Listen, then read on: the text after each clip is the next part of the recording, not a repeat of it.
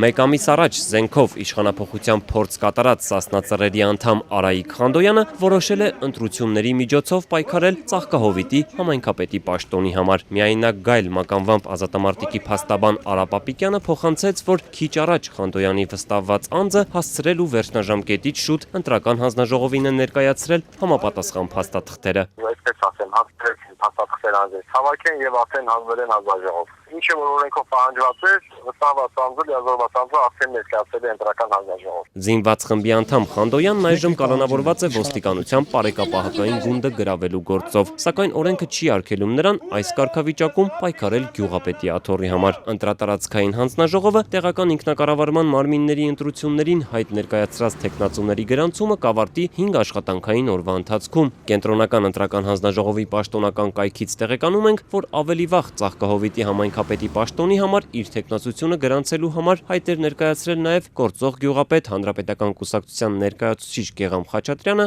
ինչպես նաև Բարգավաճ Հայաստան կուսակցության անդամ Աշոտ Հակոբյանը։ Վերջինս այսօր ավելի վաղ արդեն հայտարարել էր, որ Արայիկ Խանդոյանի առաջադրումը հաստատվելու դեպքում կհանի իր թեկնածությունը։ Ծաղկահովիտի գյուղապետի հետ կապ հաստատել չհաջողվեց։ Իշխող Հանրապետական կուսակցության падգամավոր Հովհաննես Սահակյանը մինչդեռ դրական համարեց զինված խմբի անդամի ընտրություններին մասնակցելու որոշումը։ Արդեն ընտրությունների միջոցով եւ մասնակցության ընտրական գործընթացների միջոցով են ուզում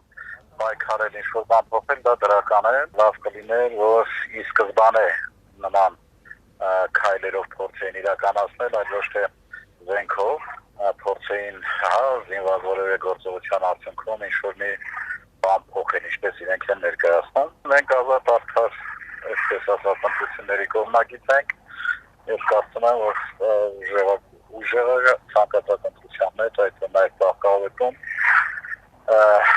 կհաղթի, այնպես որ ընտրական գործընթաց։ Արայիկ Խանդոյանի վստահված անձ Լևոն Մուրադյանը, ով նույնպես Ծաղկահովիտ համայնքի բնակիչ է, Ազատության հետ զրույցում ասաց, որ հանձնաժողովն առանց խոչընդոտների ընդունել է փաստաթղթերը։ Մուրադյանի պնդմամբ գրանցելու դեպքում ազատամարտիկի հաղթանակը Ծաղկահովիտ համայնքում երաշխավորված է։ Դուք կարծում եք, որ